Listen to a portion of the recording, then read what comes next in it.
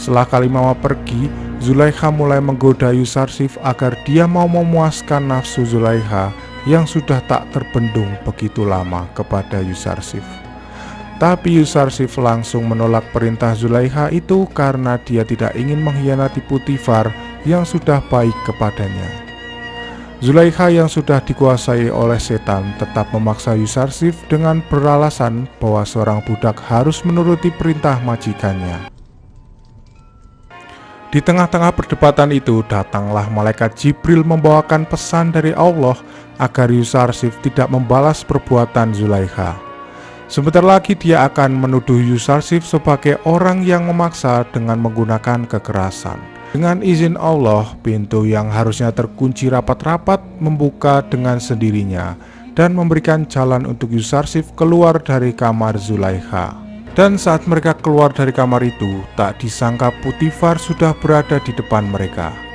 Putifar yang sangat marah langsung menyuruh mereka untuk menjelaskan apa yang sebenarnya telah terjadi. وأردد كلماته كان قميصه قد من دبر فكذبت.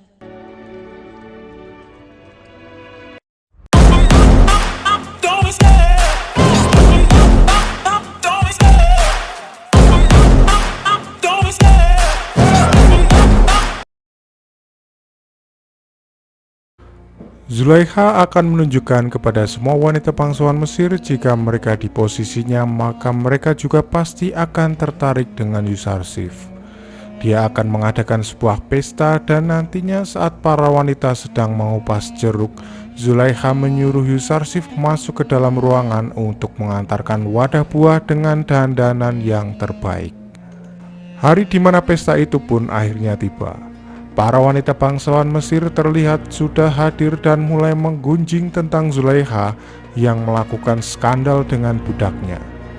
Zulaikha pun mulai membuka acara pesta itu dengan mengatakan bahwa ini adalah pesta khusus para wanita bangsawan Mesir untuk tujuan tertentu.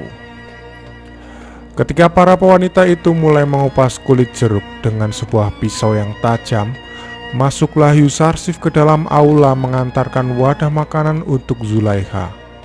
Semua wanita bangsawan langsung terpana melihat ketampanan Yusarsif yang mengakibatkan mereka melukai jari mereka sendiri dengan pisau yang tajam tadi.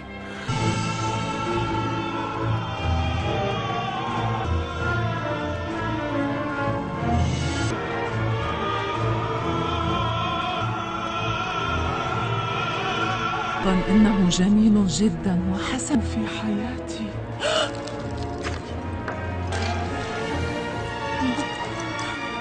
Setelah kejadian itu, Zulaikha langsung menyindir para wanita bangsawan itu jika mereka terlalu lemah karena hanya melihat Yusarsif sekali saja sudah kehilangan kendali seperti ini.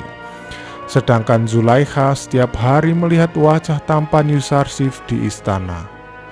Zulaikha juga mengatakan, kalau kalian ada di posisiku, apa yang akan kalian lakukan? Mungkin kalian sudah menodai Yusarsif sejak dia masih kecil. Para wanita bangsawan itu pun langsung mengakui bahwa Yusarsif adalah makhluk dari langit yang turun ke bumi. Tapi Zulaikha langsung menyangkal bahwa Yusarsif merupakan manusia biasa seperti mereka. Kemudian Zulaikha mulai membela diri apakah dia pantas disalahkan jika telah terpikat oleh manusia seperti Yusarsif. Semua wanita itu pun akhirnya mengakui bahwa Zulaikha tidak bersalah dan para wanita itu juga mengakui bahwa merekalah yang bersalah. Setelah itu Zulaikha mengatakan bahwa tujuan dari pesta sudah selesai dan menyuruh mereka semua pergi dari istananya.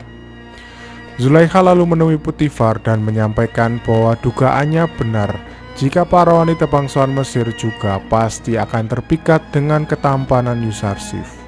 Tapi Putifar langsung menampar Zulaikha dan mengatakan bahwa Zulaikha tidak pantas untuk dibandingkan dengan wanita murahan seperti mereka. Dia dan para wanita itu memang bukan wanita terhormat yang tidak bisa menjaga diri dari hawa nafsu. Kemudian Zulaikha mengundang Yusarsif kembali ke kamarnya dan menggodanya sekali lagi. Dan jika Yusarsif tidak mau menuruti perintahnya, maka dia akan dijebloskan ke penjara. Yusarsif mengatakan jika penjara adalah tempat yang lebih baik daripada istana yang sama saja dengan api neraka. Rudamun lalu menyarankan Yusarsif untuk meninggalkan istana daripada dia harus dipenjara oleh Zulaikha. Tapi jika Yusarsif lari dari sana, maka dia akan dianggap bersalah oleh warga Mesir. Mimi Sabu juga menyarankan Yusarsif untuk meminta pertolongan kepada Amunhotep yang pasti akan menolongnya. Akan tetapi Yusarsif kembali menolak karena dia percaya bahwa Allah lebih berkuasa dari Amunhotep. Kalimama terus menghasut Zulaikha agar Yusarsif segera dipenjarakan agar dia jera dan mau menuruti perintah Zulaikha nantinya. Zulaikha pun menyetujui saran itu dan akan membuktikan bahwa Yusarsif akan menyesal karena telah menolaknya. Sementara itu di kuil Amun, Apophis akhirnya dipertemukan dengan Anikmahu. Di sana Anikmahu langsung menghasut Apophis bahwa Amunhotep dan Potifar memusuhi Amun dan akan menyerang kuil Amun tak lama lagi. Apophis juga merasa bahwa Amunhotep berseteru dengan para pendeta kuil, tapi dia tidak mungkin akan menghancurkan kuil bahkan Amun. Kimuni dan Anikmahu kembali menghasut Apophis jika pemerintah Mesir berhasil menyerbu kuil, maka mereka juga akan membinasakan semua pengikut Amun. Mengetahui hal itu, Apophis pun menyarankan agar para pendeta segera bertindak untuk melawan Amunhotep. Tapi Anikmahu tidak mau ada pertumpahan darah yang terjadi karena masalah ini. Dia hanya akan berencana melenyapkan dalang asli dari masalah ini, yaitu Amunhotep dan Potifar. Tapi mereka memerlukan orang untuk melaksanakan tugas ini demi menyenangkan hati Amun. Dan mereka menunjuk Apophis lah orang yang tepat karena dia selalu berada di sekitar Amunhotep.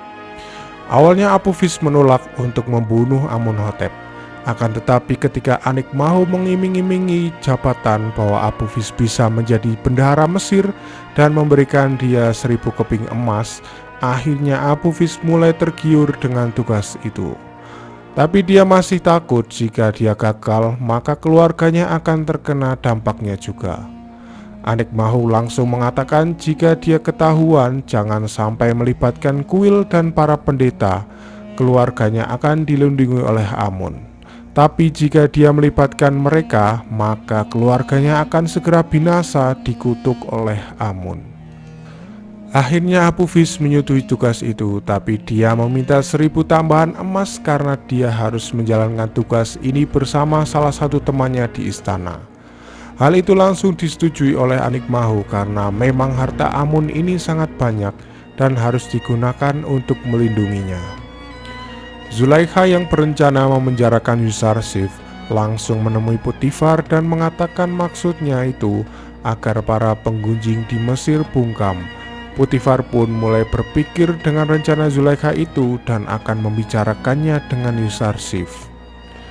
Sementara itu Apophis mulai mengajak teman kerjanya yang juga menghidangkan minuman untuk Amunhotep bernama Inarus. Dia mengungkapkan bahwa Amunhotep akan segera membasmi kuil Amun dan para pendeta. Hal itu langsung membuat Inarus kaget karena dia tidak ingin ada pertumpahan darah yang diakibatkan dari kejadian itu. Maka dari itu Apophis mengajak Inarus untuk segera membunuh Amunhotep agar kejadian itu tidak terjadi. Apophis berencana untuk meracuni Amunhotep dengan bantuan Inarus saat makan siang nanti. Awalnya Inarus menolak tawaran dari Apophis itu karena dia takut jika mereka gagal maka mereka akan dihukum sangat berat. Tapi karena Inarus sudah terlanjur diajak oleh Apophis, dia akhirnya mau untuk bekerja sama membunuh Amunhotep. Sementara itu di istana Potifar, Yusarsif dimarahi oleh Potifar karena dituduh telah menyebarkan aib skandalnya ke seluruh penjuru Mesir. Tapi Yusarsif menyangkal tuduhan itu karena dia tidak akan mengkhianati Potifar dan dia juga mengatakan ada banyak orang saat kejadian itu terjadi. Potifar pun langsung mengerti jika memang bukan Yusarsif lah yang menyebarkan aib itu ke Mesir. Potifar juga bingung apa yang harus dilakukan kepada Yusarsif saat ini karena Zulaikha meminta memenjarakan Yusarsif agar masalah ini selesai.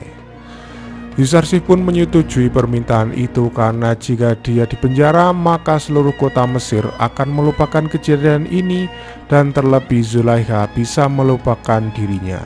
Selain itu para pendeta tidak lagi menuduh Potifar bersahabat dengan seorang budak asing dan Yusarsif akan selamat dari perangkap para wanita Mesir.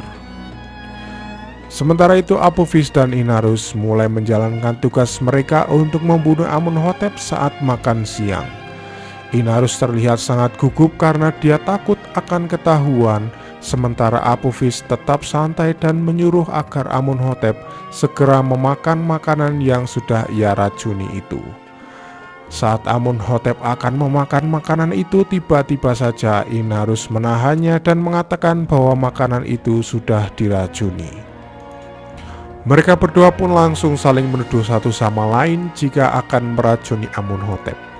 Amunhotep yang sangat marah langsung memanggil pengawal dan menyuruh mereka agar menangkap dan menghukum Apophis dan Inarus.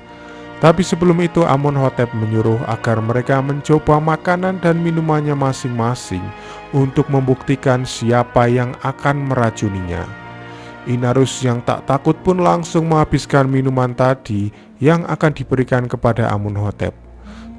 Sementara Apophis yang akan memakan makanannya merasa takut dan mengaku bahwa dirinya lah yang akan meracuni Amunhotep.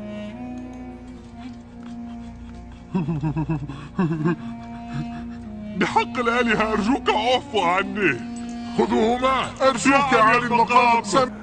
Tapi Amunhotep tetap akan menghukum mereka berdua karena sudah bersekongkol untuk membunuhnya. Amunhotep berencana akan menghukum penggal para pengkhianat itu, tapi Potifar menyuruhnya agar bersabar sebentar karena dia akan menyelidiki siapa dalang dibalik semua ini. Karena menurutnya mereka pasti menerima perintah dari seseorang dan tak mungkin itu tindakan spontan dari mereka. Potifar pun langsung menginterogasi mereka berdua di penjara. Apophis mengatakan bahwa dia sendirilah yang merencanakan pembunuhan itu karena dia marah dengan Amunhotep yang akan menyerang kuil Amun dan membunuh para pendeta kuil. Potifar mulai curiga dengan Apophis karena dia bisa mengetahui rencana Amunhotep itu. Sementara Inarus mengatakan bahwa dia diajak oleh Apophis meracuni Amunhotep karena dia juga merasa kesal dengan Amunhotep yang akan menyerang kuil Amun. Tapi dia tidak jadi meracuni minuman itu karena dia takut terkena hukuman. Potifar lalu menyuruh prajurit memindahkan mereka berdua ke penjara Zawiya secara sembunyi-sembunyi tanpa dikenali orang lain. Akhirnya mereka berdua pun dibawa ke penjara pusat Mesir yang bernama Penjara Zawiya. Sebelum mereka dibawa masuk, Huramhuf berpesan kepada penjaga bahwa mereka berdua adalah tahanan khusus dari Amunhotep. Dan jika ada orang yang mencari mereka, segera melaporkan kepada Potifar. Sementara itu akhirnya Yusarsif dimasukkan ke penjara sesuai keinginan Zulaikha. Dia diiringi seluruh penghuni istana yang sangat mencintainya saat akan meninggalkan istana. Semua tampak bersedih karena akan segera berpisah dengan Yusarsif yang sudah membuat istana itu menjadi sangat nyaman.